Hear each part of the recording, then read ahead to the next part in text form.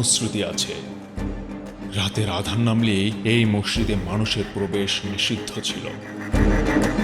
গভীর রাতে এখানে মানুষের চোখের আড়ালে এসে নামাজ আদায় করত অদৃশ্য কোনো শক্তি।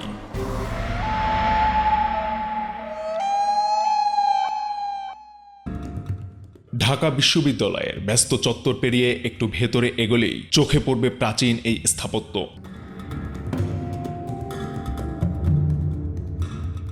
স্থানীয়দের কাছে এটি জিনের মসজিদ নামে পরিচিত হলেও এর রয়েছে এক গৌরবময় মোগল ইতিহাস।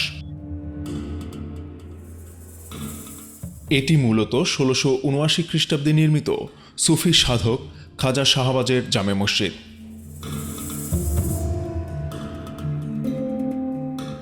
প্রাচীন এই স্থাপত্যের সামনে দাঁড়ালে মনে হবে আপনি বর্তমান ঢাকা ছেড়ে হারিয়ে গেছেন শত শত বছর আগের মোগল আমলে।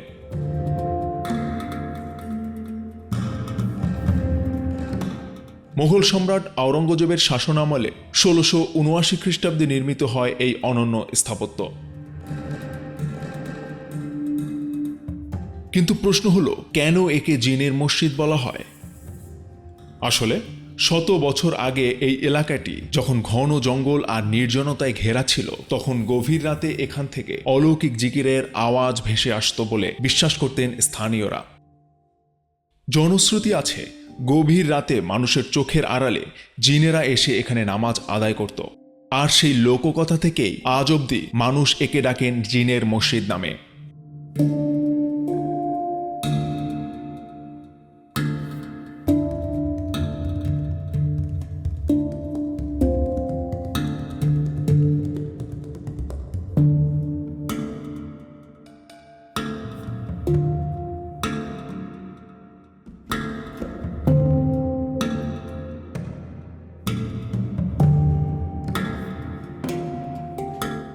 তিন গম্বুজ বিশিষ্ট এই মসজিদটি উত্তর দক্ষিণে প্রায় ৬৮ ফুট লম্বা।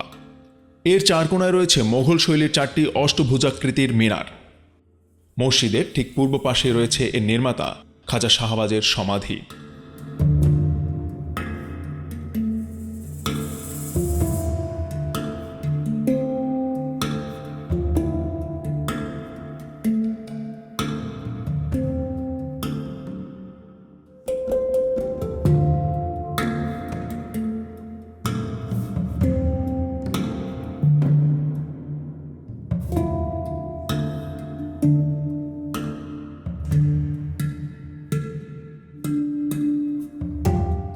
লাল ইট আর চুন সুরকির এই মেলবন্ধন মোগল স্থাপত্যের এক অপূর্ব নিদর্শন।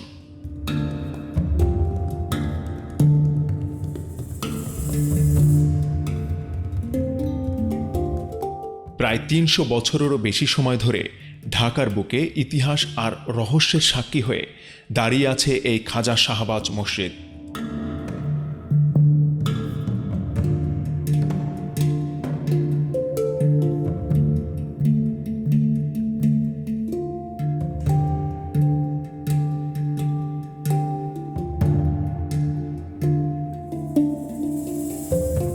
ইট পাথরের এই ব্যস্ত শহরে আপনিও যদি কিছুটা সময় মোগল আমেজ আর শান্ত পরিবেশে কাটাতে চান, তবে ঘুরে আসতে পারেন প্রাচীন এই জিনের মসজিদ থেকে।